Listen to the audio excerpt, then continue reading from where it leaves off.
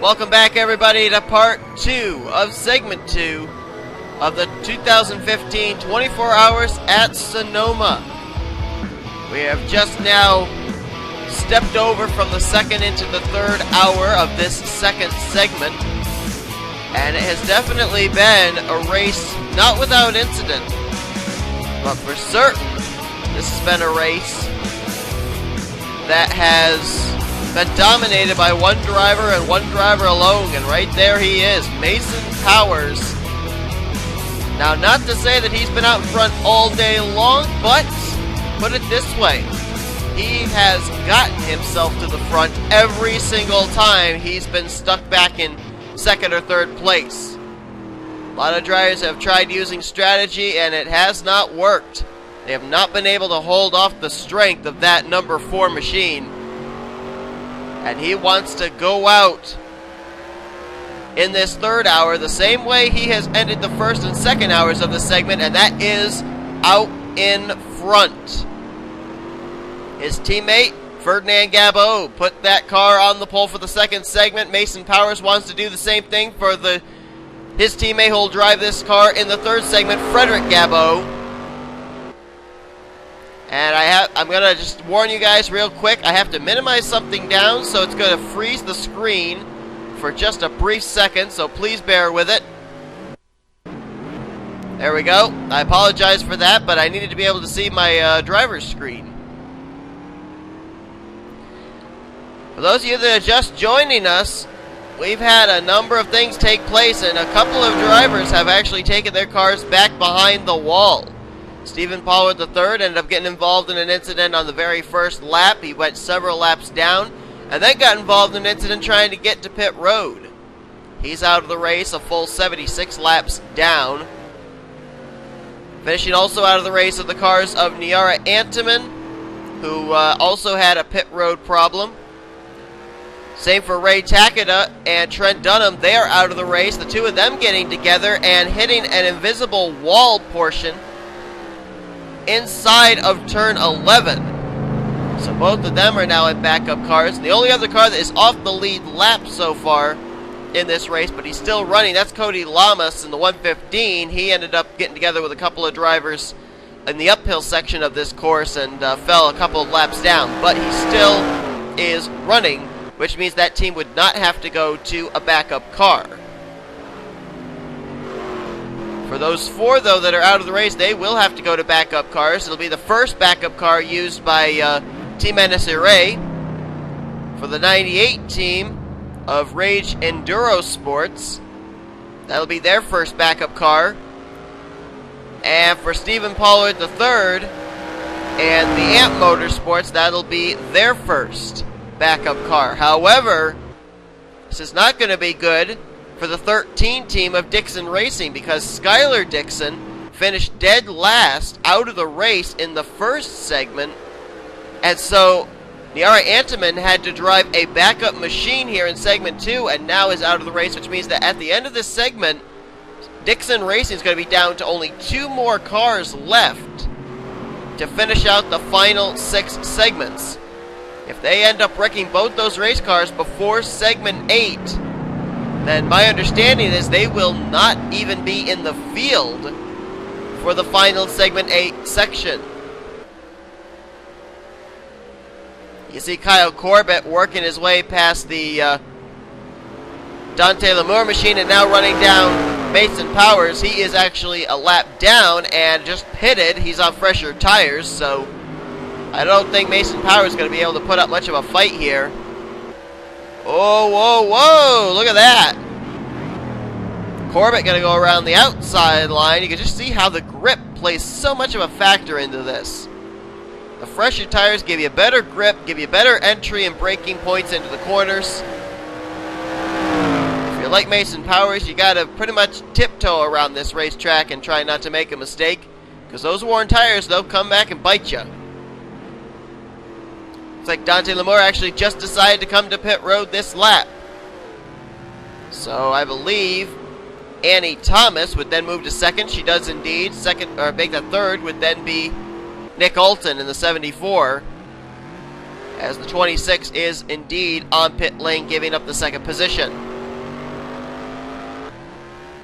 So now the question is, when is Mason Powers going to come to pit road? And as we've seen in the cycle of green flag pit stops, several drivers have tried using strategy to get track position on Mason Powers, but every single time they do that, he always finds the strength to run them down and take the lead back.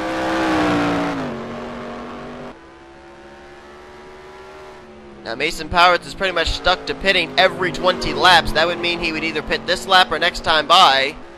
Looks like he'll go at least one more lap before coming to pit road. Now, Dante Lamour was not too far behind him when he came to pit road. Whoa, excuse me.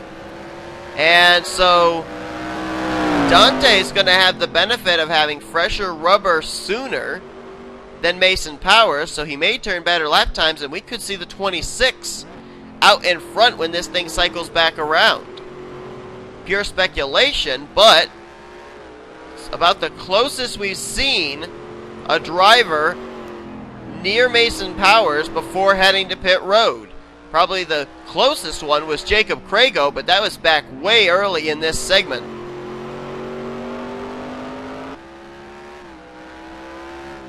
You can hear there where there's not really as much aggressive running of that engine, revving of that engine, as you would expect, which really says to me that Mason Powers is babying that car around the racetrack right now. But it's a strategy that's worked for him this entire segment, so I don't blame him at all from not deviating from that game plan. I think he'd come down pit road this time, and indeed I am correct. He is going to come down this time. So yeah, he's keeping to every 20 laps coming to pit road. Now they are speculating that about 140 laps would equal somewhere around the 3-hour mark of this segment, which means that if I am correct, Mason Powers is going to have to be on pit road at least 2 more times before we get that caution flag. Annie Thomas also on the pit lane. We'll have to see if Keith Batson decides to stay out an extra lap here in the 5 machine. And indeed he will, so he's going to stay out one more lap. And then, car in 4th is Dante Lamour, which I honestly think is going to be the one to cycle back around after all of these pit stops with the lead. He's already bypassed Mason Powers on pit road.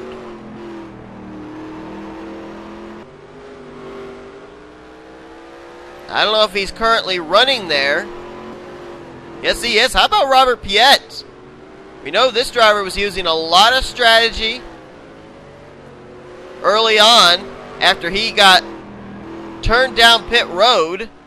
Not what he was planning, but he's made the best of it. Piet is now up and into the top 5 in the 5th position. What a great job there. Quite a comeback for him. We talked about Chase Alexander's comeback. Well, Robert Piet has done the exact same thing. That is the car that I do believe is going to cycle around as the leader, but Keith Batson has yet to pit. I believe he's going to come down this time, and indeed he will.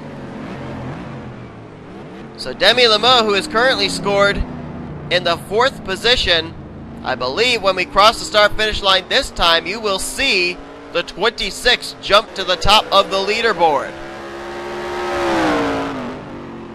Waiting for official update scoring, and indeed he is the new race leader. So as I said, coming to pit road as early as he did, he had fresher tires, he was able to turn much faster lap times. That has worked out in his benefit. Robert Piet now jumps up to 2nd. Tim Smith is now 3rd. Dejan Weeks is in 4th, and now all the way back in the 5th position is Mason Powers, who I think just had something happen. I think something just happened to Mason Powers and maybe to Nick Alton. He was very, very slow, and there was some smoke and some dust kicked up there just in the exit of pit road. Is somebody on pit road? Keith Batson, Henrietta Fitzwater. I don't know if there's some skid marks right there. You can just see them. Somebody spun, and it might have been the dominant car of the day, Mason Powers. Dante Lamore trying to go around the outside line of Cody Lamas, who is a couple of laps down, and he will indeed make the pass. And this changes up everything. If Mason Powers was indeed involved in that incident, that might be taking him out of this. Jacob Crago now on pit road. There's Mason Powers, currently scored in the 5th position. Right behind him, Chase Alexander and Annie Thomas. I don't rightly know what exactly happened, and I don't know if it did indeed involve Mason Powers or not. He's now back in the 6th position. Nick Alton now, well, he should actually be scored 5th. He is scored 5th. They made a scoring error there. Robert Piet about to be run down by Tim Smith. That would be for 2nd place. All this going on a full 14, actually 15 seconds behind Dante Lamua in the 26th machine. Tim Smith going to try and run down Robert Piet here. We'll watch this battle heat up. But now, Mason Powers, after the events that just took place in the last 10 minutes, finds himself in a very unusual predicament for this entire segment. Almost 27 full seconds back of the leader and back in 5th place, which I believe is the furthest back he has been this entire event. Tim Smith going to try and make the move here in turn 11, trying to get that outside run off the corner. Can't do it. Remains about a car length behind Robert Piet.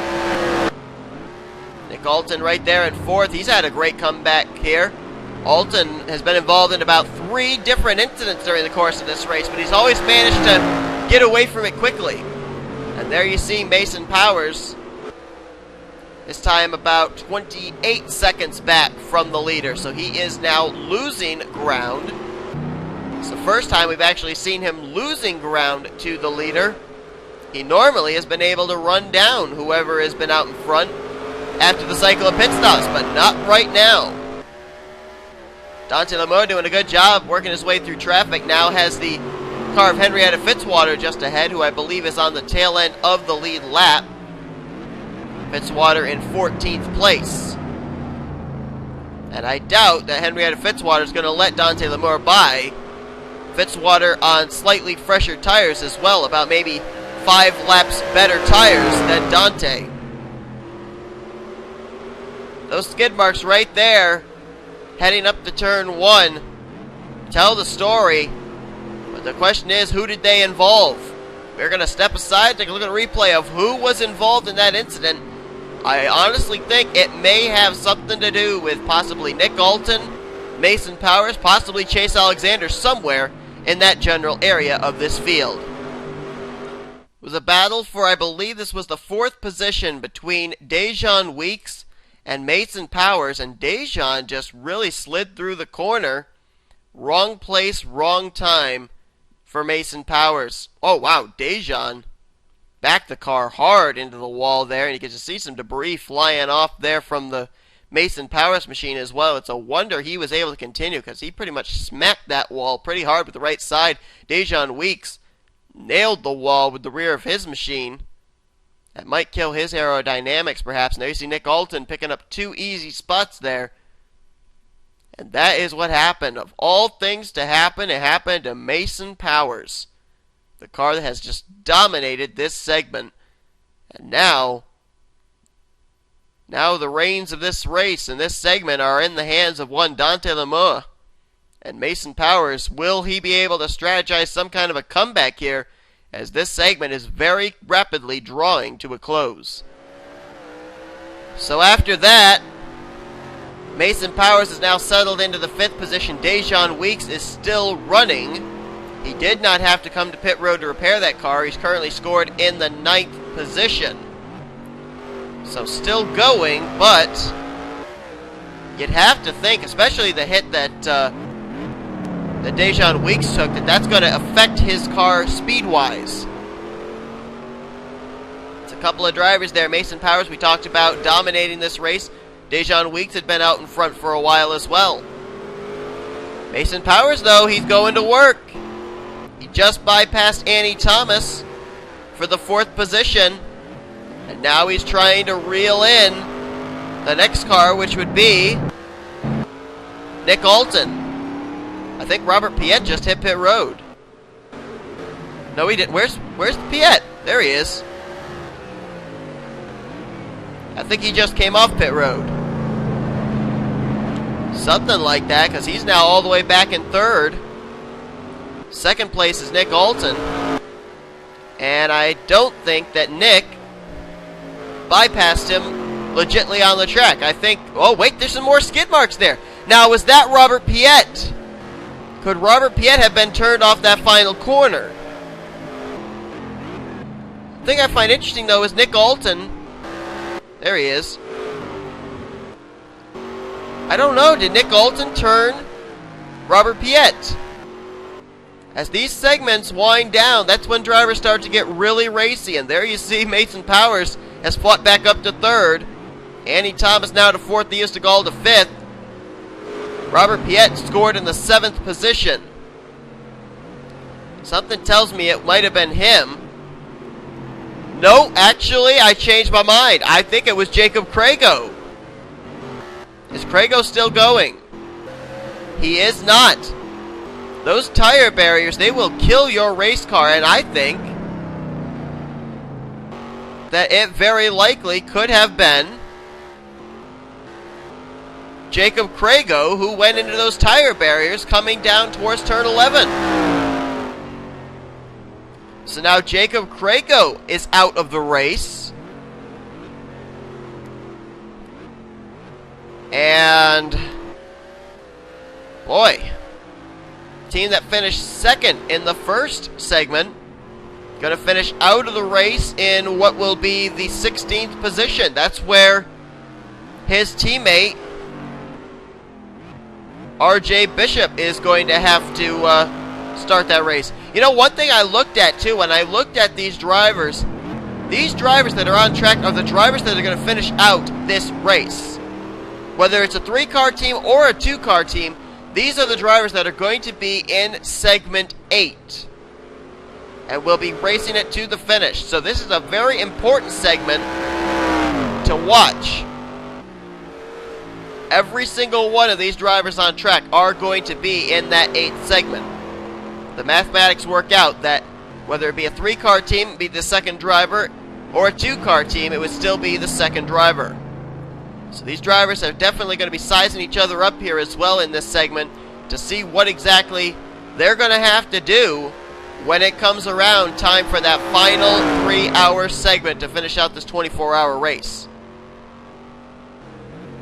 Dante Lemur continues to lead the way a full 25 seconds over Nick Alton. Mason Powers now mired back in 3rd. Let's take a look at a replay of what happened to Jacob Crago. What appears to be Jacob Crago coming out of the S's. Well, we're going to have to try and find out what happened coming out of the S's because it was not Jacob Crago. This is what happened to Crago.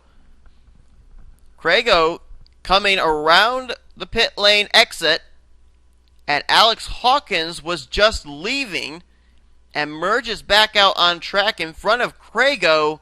And look at that. Oh my goodness. Jacks the 979 up into the air. And that's a lot of front end damage to Jacob Crago. He ran another lap around the track off the pace. You can see there he's going to pull into the breakdown lane. That just killed his machine. And that is what took Jacob Crago out of this race. But the question is, who spun out of the S's? Was it Robert Piet maybe then? Because that's the only other driver I saw lose spots rapidly. We'll see if that was him. Well, this was a battle that was for 3rd, 4th, and 5th place. Piet, Tim Smith, and Mason Powers. And I honestly do not think Mason Powers made any contact with Tim Smith. Either Tim Smith lost it or he got aero loose, got the air sucked off the back of his machine coming off of that corner. I did not see any contact between himself and the 4 machine. If there was, it was very, very hard to distinguish. But that's a tough break there for Tim Smith, who had battled back, started this race in a backup machine, and had worked his way up into the top 5. gets into the tire barriers. Not really hard enough to take the car out of the race, but it may affect him speed-wise, as that's what happened there coming out of the S's. That's where those skid marks came from.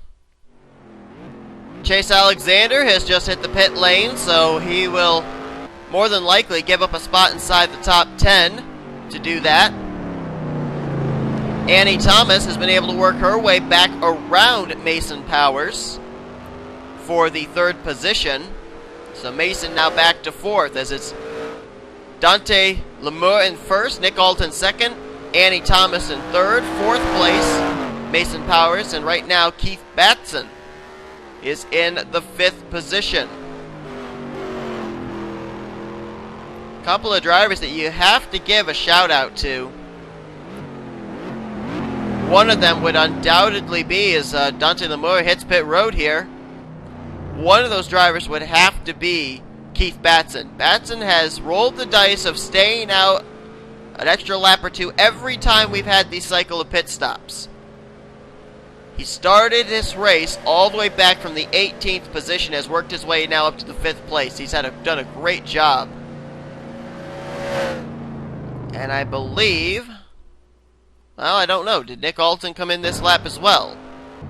Yes, he did. There's Nick. Nick for DJ Harris Motorsports. Going to hand the wheel over to Alex Wheeler in the second segment, and he's been doing a great job as well.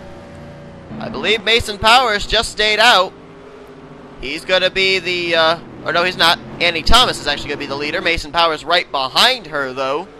And there's Chase Alexander, who has already been to pit road. He's on fresher tires.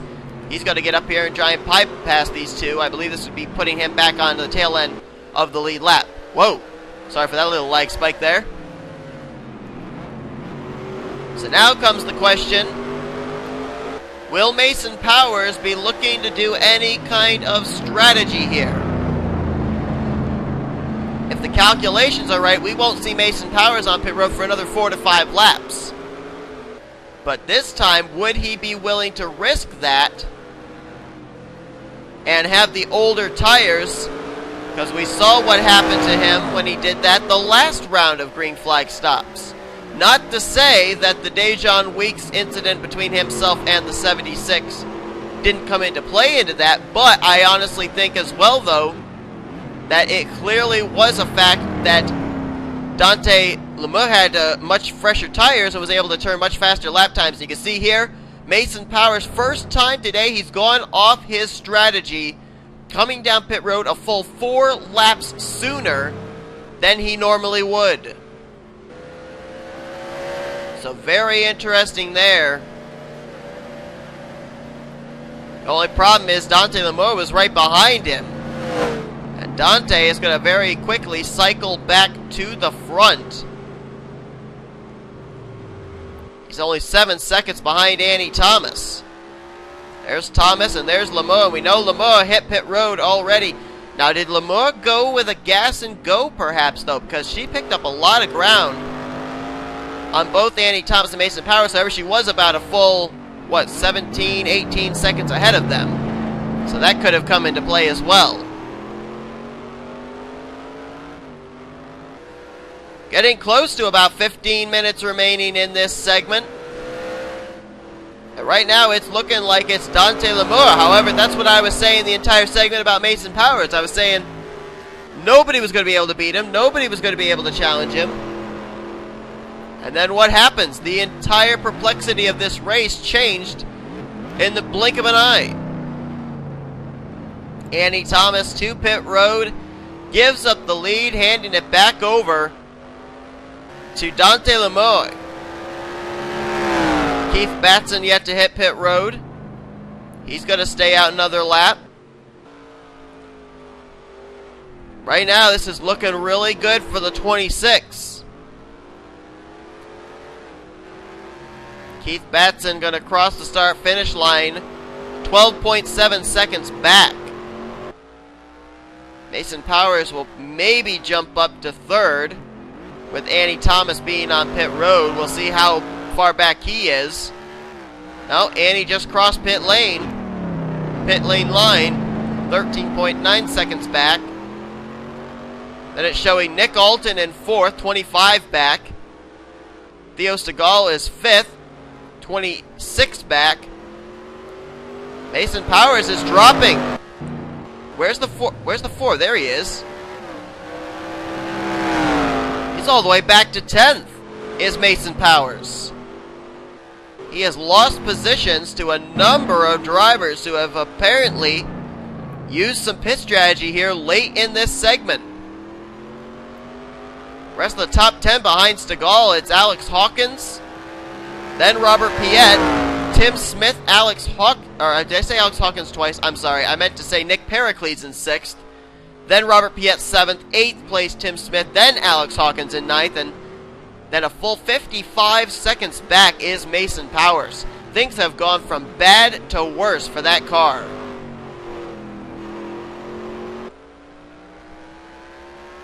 So when we hit the stripe, that would be about 28 laps left to go in the projected laps that they think are going to fit the 3 hours of this segment. Which means that probably these drivers are going to have to pit at least one more time. Question of when, though, remains to be seen.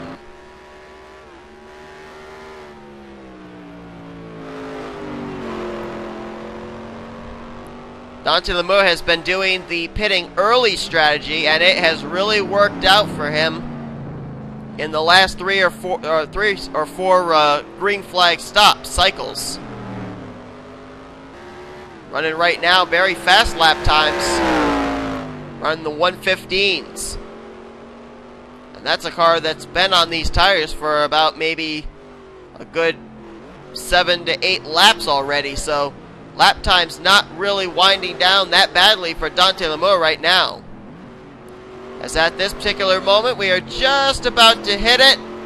3, 2, 1. We are now only 20 minutes away from the finish of this race. This segment, I should say. It's like 8 different races all together combining for one full race, pretty much. So I guess we could say the end of this race, because we aren't going to see these drivers all race against each other again until segment 6. Or, I'm sorry, segment 5, rather.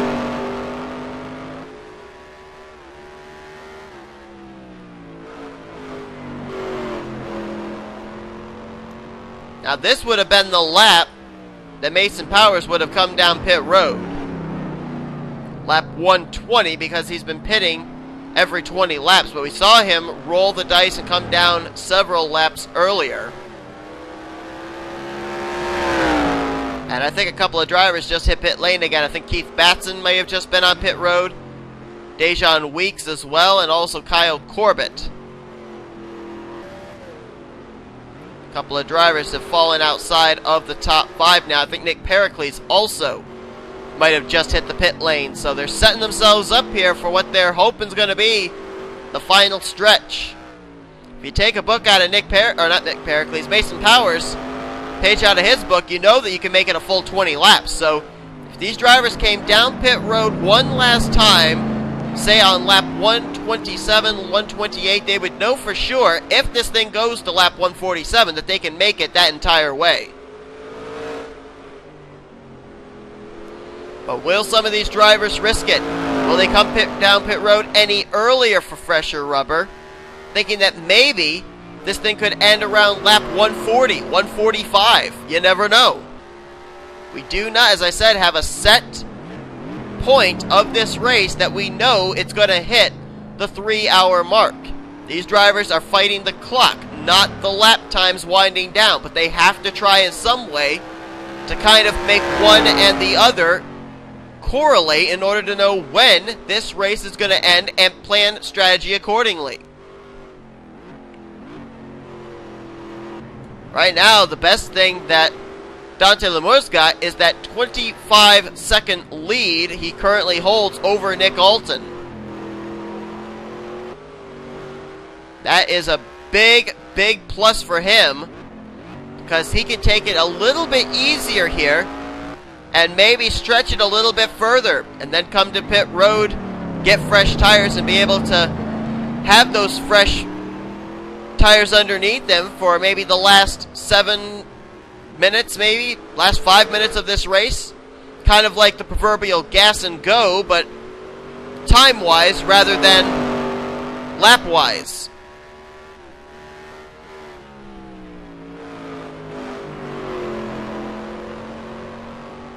Dante going to stay out another lap here. Now, it'll be interesting to see, especially for him, a driver that has, for the last 3 or so stops, utilized the strategy of coming down pit road early, getting the fresh rubber to be able to turn fast lap times, while other drivers stay out on worn tires and are not able to pick up their lap times at all.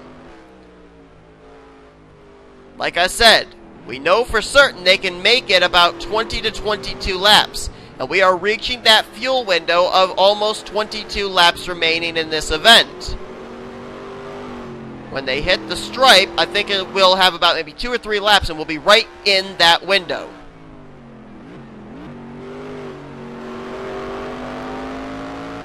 One driver that I think for sure is going to be coming down pit road a little bit earlier than the others is Robert Piet. He has not deviated from that strategy, and look what's happened. It's moved him up into the top 5. I think he and Dante Lamore actually both have been on that same strategy. Not certain, but I think they have.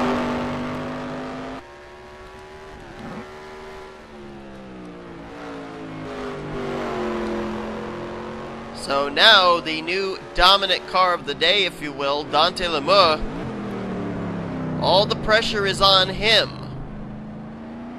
He wants to put that car on point for Mark Riggleman in segment 3. And this is a team, like I said, that has to switch a driver every 3 hours in a 2-driver team. Riggleman is only going to have about 3 hours of rest since doing the first segment, and now he'll have to get in the car for segment 3. So this is definitely going to be at least somewhat good if Dante Lamore can close the deal, because that would mean that Riggleman then would be able to start on the front row, on the pole position, be ahead of all the chaos, and it may take a little bit of pressure off of him. Another team that's a 2-car team, Dixon Racing, we've already documented their problems here today. Skylar Dixon, who raced in segment 1, wrecked the car. Niera Antiman had to then start at the rear in segment 2, and she has also retired from this segment, which means that it is now going to be starting at the rear of the field for Skylar Dixon, who'll get back in the car. So if you look at the 2 teams, or 2 of the 3 teams that have 2 drivers on the team, the 26 team is going to be in pretty good shape. That 13 team, it's going to be really hard for them, especially with the fact that heading into segment 3, they've only got 2 cars left. If they wreck both of them before segment 8, we will not be seeing Dixon Racing battling for this win in the 24 hours of Sonoma. Drawing close to 10 minutes remaining in this event. We still got about maybe 3 minutes left before we hit that, so we're just a little over 13 minutes away from finishing out segment number 2.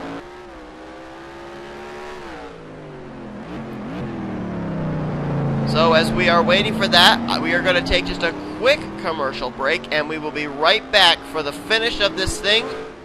Dante Lamore, right now, looks like the driver to beat, as he's trying to win it here in segment 2.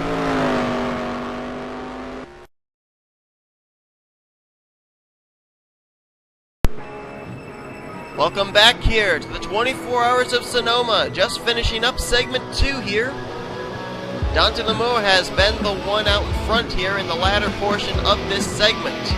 Mason Powers was the dominating car for hours 1 and 2, which in correlating time would be hours 4 and 5 of this 24-hour event. But then some troubles happening.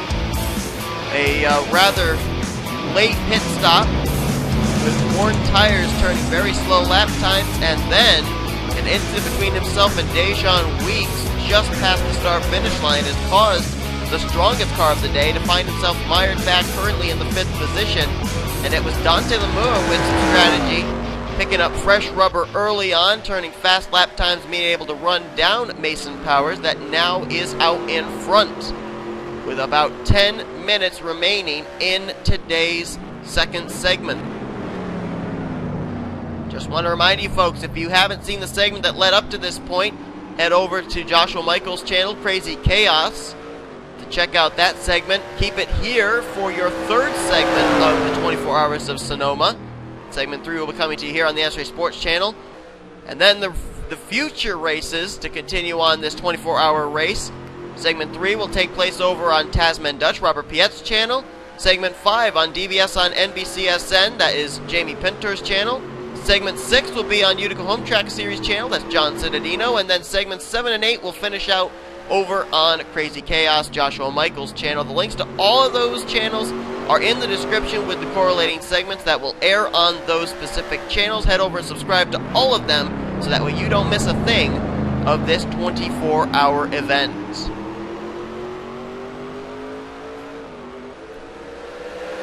This race very quickly winding down. This segment, Henrietta Fitzwater all over the back bumper from Dante Lamour. Now this is not for position. Henrietta Fitzwater is actually a lap down. It just hit the pit lane a couple of laps earlier, and you can see that the fresh tires definitely coming into play here. Henrietta Fitzwater wants by. Dante Lamour not really letting her by. If I were Dante, I would let that 51 car by, because it's not for position, and the last thing you want to do is be racing with a car that's technically going to be on the tail end of the lead lap as soon as it gets past, and end up losing what's a very strong 24-second lead over Nick Alton. Theo Stegall is up into the third position, Annie Thomas in fourth, and as I mentioned, Mason Powers back in the fifth position.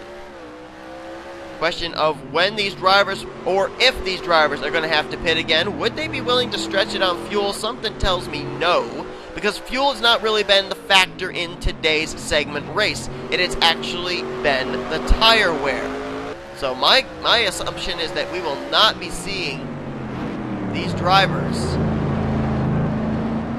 They will not be trying to stay out and stretch it in order to gain track position for segment 3. I just don't see that happening.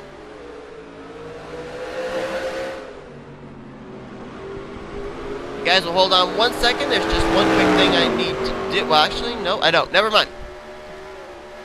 Thought I was going to have to step aside from the mic, but apparently I don't. Well, actually, yes, I do. 1 second. Keep an eye here on Dante Lamour. We'll see if Dante will be coming to pit road at any point here, as we are very quickly drawing to a close in this segment.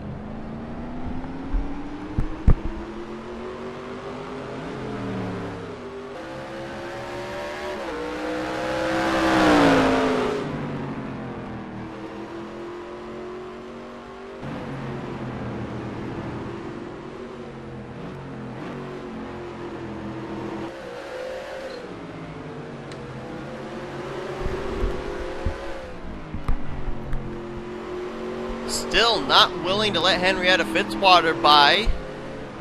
Dante Lamour continuing to hold her off.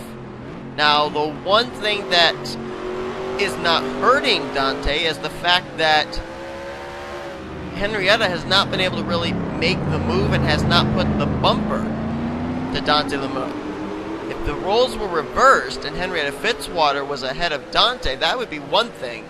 But the fact that Dante's been able to keep Henrietta Fitzwater in his rearview mirror, that's the good thing for Dante. And that lead that he's had has kind of stayed status quo between himself and Nick Alton around 24 seconds. I believe Theo Stegall has just now hit the pit lane.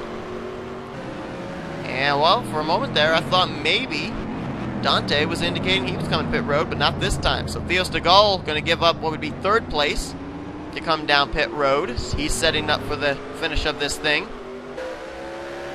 Got about just a little over 5 more minutes left in this segment. It's going to come down to these pit stops. Chase Alexander just leaving pit road. I think that was Dejan Weeks just ahead of him. Indeed it was. Everybody else staying out, at least for this portion. Lamour, then Alton, then Annie Thomas, Mason Powers, and Keith Batson is now the top 5.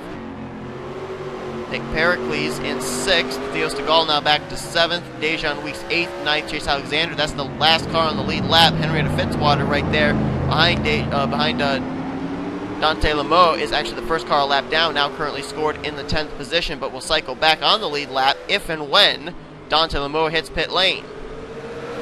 5 minutes to go at this particular point. Who is it going to be that is going to win this thing? Actually, no, I'm sorry. That was 4 minutes to go that we just hit. 4 minutes remaining. Is Dante coming to pit road? He is coming to pit road. So who's going to stretch it? Who's going to strategize? Or will Dante Lameau be able to still hang on for this victory?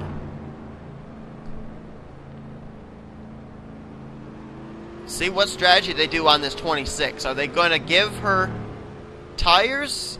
Or are they going to go with a gas and go in order to try and stay out with track position? Nick Alton has also been on the same strategy, coming to pit road the same lap as Dante Lameau the last couple of laps. Are they going to go around and change tires? Yes, they are. Right side tires for Dante Lameau. Looking to see if Nick Alton's coming to pit road. He is indeed coming to pit road as well. He's got the stall just behind Dante Lameau. And Dante going to get left sides, and as soon as Dante leaves, I think Nick Alton is coming into his pit stall. Well, he's not quite there. Annie Thomas deciding to stay out an extra lap. There's Nick. So Annie Thomas now cycles to the lead. There she is. Will she try and stretch it? She's got about a 2-second advantage over Dante Lameau. That's not a whole lot of distance. But if Annie Thomas can stretch the fuel just enough, then she might be able to start on the pole position with that 49, handing the ride over to Ryan Fitzy for segment 3. Trying to look, I do not see Dante Lameau back there yet. If Dante were to get to Annie Thomas, he'd have to at least pass Tim Smith and Robert Piet. And there are 2 minutes remaining. Would Annie Thomas be willing to stretch it for 2 minutes? Is she coming to pit road? It doesn't look like it. No, she's going to try and stretch it. She's going to try and do it. I think she's going to have to make it at least 2 more laps around in order to do it. But Annie Thomas trying to pull off strategy here. Can she stretch it? Going to let Robert Piet on by. Piet's got fresher tires. Oh, careful. Almost some contact there between herself and Robert Piet. Piet very graciously giving the spot back there, not wrecking Annie Thomas. And now Annie Thomas might be out of fuel. No, she's not. Okay, for a moment there, she looked like she kind of stuttered getting up the hill. Robert Piet was able to almost make a move around the outside, slingshotting. Oh, baby, this is where it's going to get very, very interesting. Robert Piet, Tim Smith, this is battling for position between those two. And we've now, at this particular moment, hit 1 minute to go. 1 more minute left until the segment ends. Make it now 50 seconds till the segment ends. Can Annie Thomas hang on? Look at Piet trying to drive the wheels off that thing to get around Annie Thomas. This is a battle between himself and Tim Smith for position. Annie Thomas holding the 2 of them up, and Tim Smith's going to bypass Robert Piet for that spot. Oh, Annie Thomas trying to hang on, 30 seconds left in this segment. And is Annie Thomas going to pit road? She is. She's coming to pit road. She's giving it up. She's giving up the spot. And right behind her was Dante Lameau. Lameau is going to bypass Annie Thomas with just about 20 seconds remaining in this segment. Annie Thomas tried to hang on, tried to stretch it, not going to be able to do it. 10 seconds remaining. 6, 5, 4, 3, 2, 1. It's official. Dante Lameau has won the second segment of the 24 Hours of Sonoma. Here, gonna start on the pole position for driver Mark Riggleman in segment 3. Man, right down to the wire, right down to mere seconds. If Annie Thomas had just tried and milked that thing to the start-finish line, more than likely she'd have been starting on the pole position for her teammate Ryan Fitzy, but it's not going to happen. She will have that car starting on the front row, though. What a great job there for that team. Unbelievable job. by both Dante Lamore and by Annie Thomas. That was a great piece of driving by both of those drivers. Came right down between them there at the end. So that makes it official, folks. This second segment is over. We are now 6 hours into the 24-hour race. Take a look at your official finisher results from this segment. Dante Lamore wins this race. Annie Thomas going to get second place. Keith Batson, what about this guy? Great run for him in third. Fourth place was Theo Stegall, and in fifth was Nick Alton. The dominant car of the day for the first 2 hours of this segment, hours 4 and 5. Mason Power is going to have to settle for sixth place. Seventh place was Nick Pericles. Eighth place was Kyle Corbett. Alex Hawkins, after getting jacked up by Jacob Crego, he's going to finish ninth. And Tim Smith will complete the top 10.